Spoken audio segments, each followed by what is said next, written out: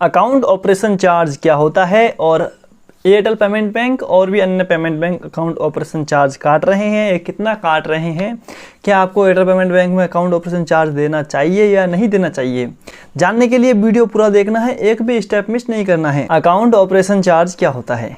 तो दोस्तों account operation charge कुछ इस खाता संचालन शुल्क होता है, अर्थात जैसे आप अकाउंट खुलाओगे, अकाउंट में पैसे डालोगे, निकालोगे, एटीएम लोगे, ट्रांजैक्शन करोगे, बीच में जो बैंक अपनी तरफ से सुविधा देता है, जो खाता चलाने की सुविधा देता है, उसका ये चार्ज लेता है, जिसे ऑपरेशन चार्ज या अकाउंट ऑपरेशन चार्ज कहते हैं। और ये हाल ही के दिनों में इसलिए ज़्यादा प्रचलन में आया है क्योंकि एयरटेल जो पेमेंट बैंक है वो अपना अकाउंट ऑपरेशन चार्ज ले रहा है, जो 15 रुपये 4 महीने के हैं, मतलब क्वार्टरली 15 रुपये ले रहा है। इसके अलावा क्वार्टरली 15 रुपये मतलब 4 तियाँ 12, 15 ती 45 रुपये ये साल के आपसे ले लिया जाएगा। इसके अलावा अकाउंट आप खुलाते हो तब जेब से आपको अलग से 100 रुपये देने होते हैं, उसके अलावा ये 4 महीने ऐसे अलग काट लेगा और ये हर ट्रांजेक्शन के पैसे अलग से काटता है। दोस्तों आप इसमें देख सकते हो कि जो कि एयरटेल का जो अकाउंट ओपनिंग चार्ज है ये बोलता है 0 है, लेकिन आपसे एजेंट 100 रुपये ले लेता है अकाउंट खोलने के और क्रेडिट कार्ड पे लोड करने के 2.1% लगता है। उसके अलावा आप देख सकते हो कि ये बोल रहा है 4 0 है, 0 है, 0 है। अब देखिए दोस्तों, अब आता है इसका वॉलेट। सबसे बड़ी लूट तो इसके वॉलेट ने मचा रखी है। आप गौर के पढ़िएगा, गौर के देखो दोस्तों, वॉलेट मेंटेनेंस चार्ज, ये देखो वॉलेट मेंटेनेंस चार्ज है। यदि हम हमारे पास मिनिमम KYC है, एयरटेल का वॉलेट है, अगर हम मान लो 6 महीने तक कोई लेन देन नहीं करते हैं तो हमसे ये मेंटेनेंस फीस के 20 रुपये काट लेगा बैलेंस में से, 6 महीने के अंदर लेन देन ना करी तो। अगर हमने मिनिमम KYC करवा रखी है और एयरटेल के वॉलेट से हम 7, 8, 9, 10, 11 तारीख को अगर हम पेमेंट नहीं करते हैं, हर महीने की इतनी तारीख पेमेंट नहीं करते हैं, तब भी हमसे 10 रुपये काट लेगा बैलेंस में से। अगर वॉलेट बैलेंस में, अगर मान लीजिए वॉलेट में बैलेंस मिनिमम मेंटेनेंस चार्ज से नीचे है, तब भी सारा बैलेंस काट लेगा। ये देखिए बिकम, और बैलेंस का जो वॉलेट बैलेंस है वो 0 हो जाएगा। If the wallet balance is more than, मतलब अगर वॉलेट में पेमेंट ज़्यादा रही तब भी ये अपना मेंटेनेंस चार्ज वहाँ से काट लेगा। मतलब कैसे भी हालात है, पैसे काटने ही हैं इसको। और मान लें कस्टमर एक भी ट्रांजेक्शन नहीं करता है हर महीने के अंदर, तो ये 50 मतलब हर एक महीने के अंदर 50 रुपये की ट्रांजेक्शन करना ज़रूरी है। ये देखो दोस्तों, वॉलेट से इसने लूटना शुरू कर दिया अभी तक। उसके अलावा आप देख सकते हो अकाउंट फैसिलिटेशन चार्ज के नाम पे 100 रुपये काट रहा है, सब्सक्रिप्शन के नाम पे ये 100 रुपये काट रहा है। 1 जनवरी से ये लागू है। ये बोला कैश डिपॉजिट फ्री है, डिपॉजिट और लोड देखिए 25,000 रुपये तक बिल्कुल फ्री है, 25,000 से 50,000 के बीच में है 0.5%। मतलब अगर आप 50,000 रुपये जमा करा रहे हैं इसके अकाउंट में, तो इसको हमें देना होगा 250 रुपये। कितना? 250 रुपये। और 250 रुपये पता है क्या आपको? 50,000 रुपये आप 250 रुपये में नेपाल भेज सकते हो, विदेश में पैसे भेज सकते हो इतने में। और कैश विड्रॉल में भी यही सीन है, 10,000 रुपये तक फ्री है, 10,000 के बाद में 0.65%।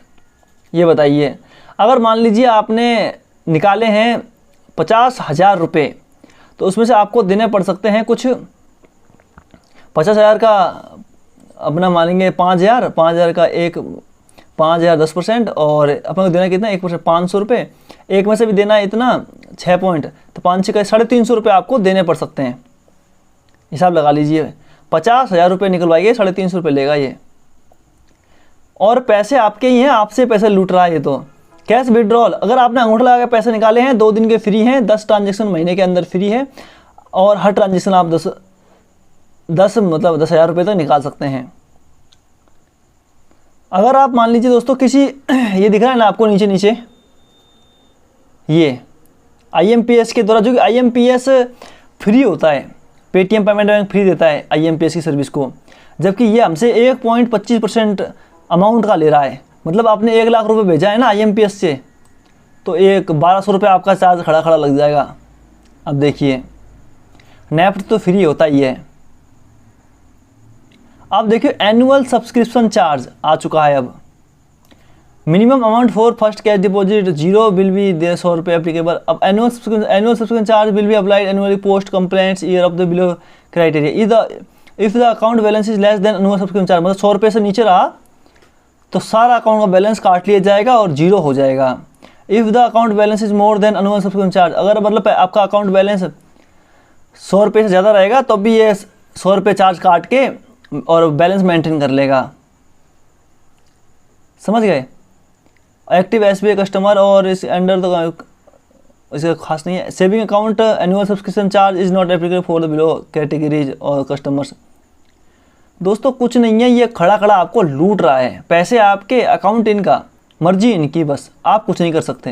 ये तो बात वही हुई दोस्तों कि पैसा भी आपका, अकाउंट बस एयरटेल वालों का। एयरटेल वाला अकाउंट खोलेंगे, पैसे आप उसमें डालोगे, निकालने के पैसे लेगा, डालने के पैसे लेगा और रखने के पैसा अलग से लेगा। जबकि SBI है और बड़े बड़े बैंक है, ये पहले लेते थे, अब इन्होंने बंद कर दिया है फिलहाल में ऐसा करना। लेकिन एयरटेल पेमेंट बैंक अब भी ये करता जा रहा है और ये है क्वार्टरली 15 रुपये ले रहा है, क्योंकि पिछले साल दिसंबर 2022 से इसने अकाउंट ऑपरेशन चार्ज लेना शुरू कर दिया है, जो कि 15 रुपये है।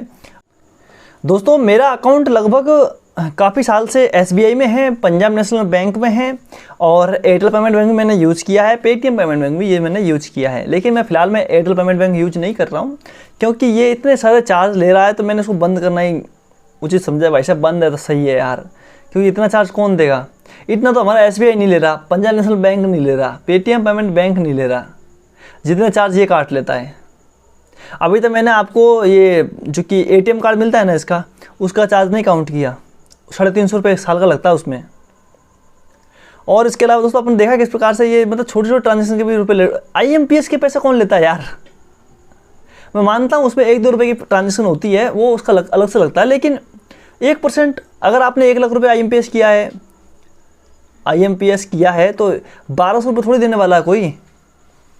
इतना ज़्यादा चार्ज कौन लेता है?